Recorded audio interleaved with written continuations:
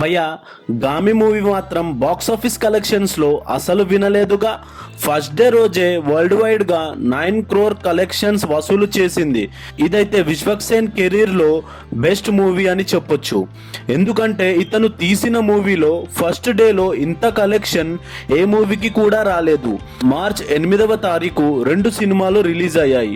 ఒకటి Gopichand the Bhima movie, ఇంకొకటి Vishwaksen the Gaami movie.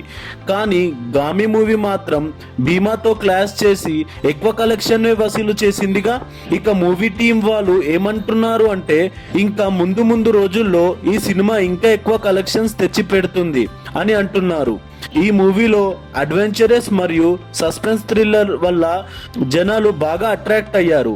ఈ మూవీలో విశ్వక్సేన్ కి ఎవరైనా మనిషి టచ్ చేస్తే ఇతని బాడీ కంట్రోల్ కాదు, ఏదో మైకం వచ్చిన వాడిలా పడిపోతాడు.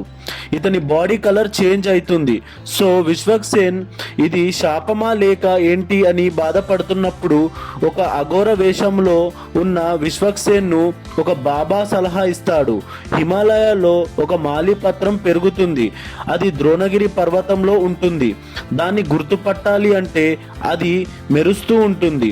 అక్కడ నుండి మన విశ్వక్సేన్ జర్నీ స్టార్ట్ అవుతుంది. ఈ మూవీ ఇంకా ఎంతో కలెక్షన్ సంపాదించాలి అని కోరుకుంటున్నాను.